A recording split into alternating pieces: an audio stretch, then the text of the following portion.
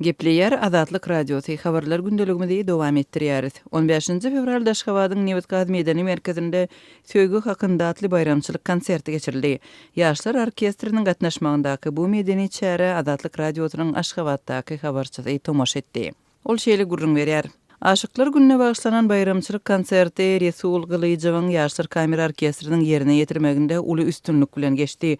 Söýgü hakynda atly bu konsert diňe bir konsert däl, eýsede ekenleriň täsir galdyrjy bir tomoşasy boldy.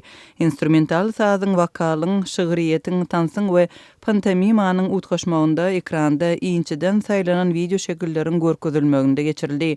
Konserti minnetdar tomoşaçylar bir demde gördüler, diýip konsertte tomoşa eden habarçymyz gurrun berýär. Onun sözlerine görä, zal tomoşaçylardan dolu diýip üstesine has köp adam üçin goşmaça oturguşlar hem yerleşdirilipdir.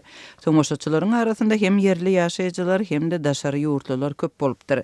Konsertiň gidişinde hem türkmen klassikasynyň eserleri hem de daşary ýurt kinematografiýasynyň meşhur eserleriniň aýdym saadlary ýerine ýetirilipdir. Bu wagtyň duýulman geçýän pursatlarynyň biri boldy. Konsertiň esasy temasy Robert Rojdeственskiň bar zat söýgüden başlanýar atly goşgusy boldy. Ony artist Vasily Andronov ýerine ýetirdi. Ol aktrisa Anush Potarak bilen bilelikde lirik eserler esasyndaky dialog bilen utgaşdyryp konsert alyp bardy.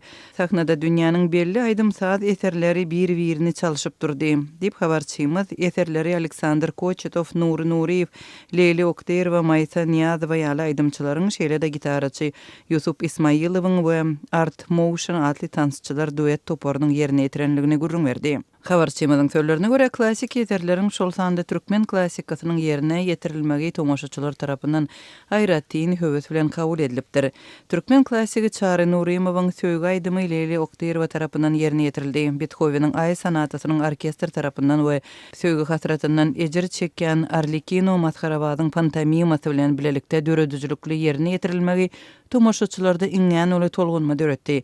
Konsert Paul Marianyň aranjировкасyndaky Tsiganachka bilen tamamlandy. Onuň bir bölegini tomoşaçylaryň islegi boýunça gaýtalap ýerine ýetirdiler diýip habarçymyz aýdýar.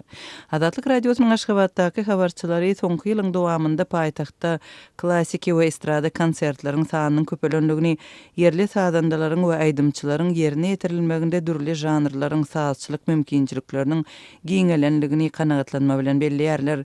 Saz muştaklaryny konsertleriň repertuarlarynyň dürlüligi we çeperçiligi özüne çekýär.